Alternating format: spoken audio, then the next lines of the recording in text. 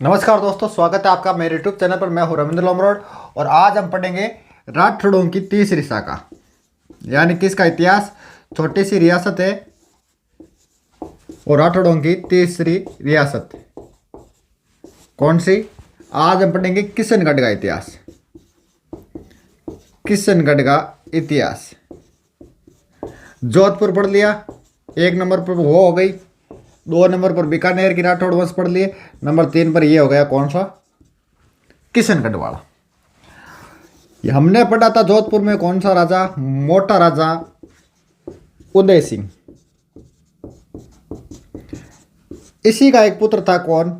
किशन सिंह। इस किशन सिंह ने क्या किया? इसने एक अलग रियासत बसा ली। कौन सी? किशनगढ़। वैसे देखो, एक या दो शासक है इसमें। कई कई किताबें तो इसका ये जो इतिहास है किशनगढ़ का ये नहीं देती। क्यों नहीं देती है? क्योंकि ये जो शासक है वो चित्रशैली में पढ़ लेते, इसलिए नहीं देते। तो किशनगढ़ ने किसकी स्थापना की? किशन सिंह ने किशनगढ़ रियासत की एक अलग ही रियासत बसा ली इसने और अलग स्थापना कर दी। तो ये हो गई राठौड़ों की तीसरी रियासत। कब से कब तक? कब बसाई थी? 1609 में, और 1615 तक ये शासन रहे थे। इन्होंने यहाँ पर क्या बना दिया? दुर्ग बना दिया। किसने? किशन सिंह ने बनाया था। ठीक है, मोटा राजा उदय सिंह का पुत्र है, इतने ध्यान में रखना। ठीक है, और 1609 में किशनगढ़ की स्थापना कर दी। अब एक आगे जाकर शासक होगा कौन? सावंत सिंह।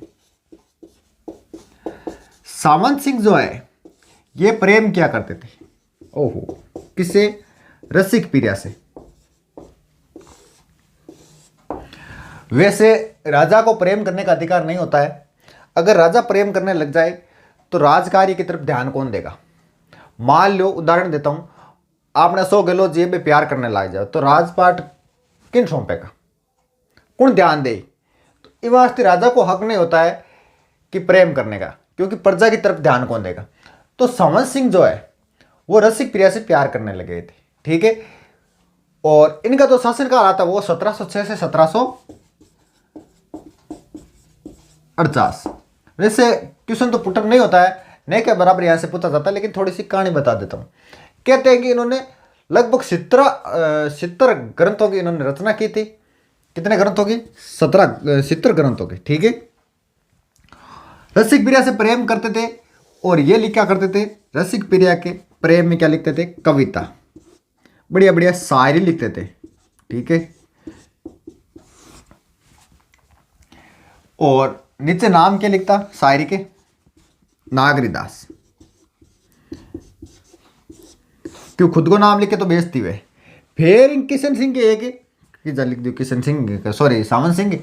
सावंत सिंह के एक चित्रकार था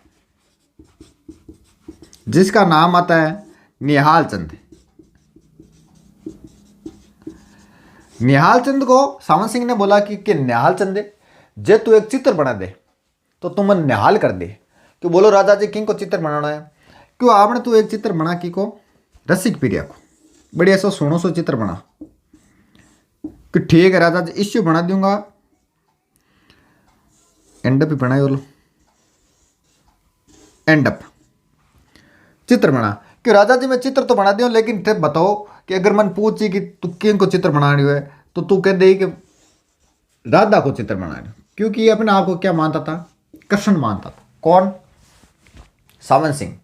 ये किसका भगत था? ये कृष्ण का भगवान, कृष्ण भगवान का भगत था। कौन? सावंत सिंह। ठीक है, फिर ये बाद में राजपाट जो छोड़कर अपना जो कार्य है वो अपने पुत्र को सौंप कर के सरदार सिंह को, और कहाँ चले गए थे? वृंदावन चले गए थे। चित्र बनाया।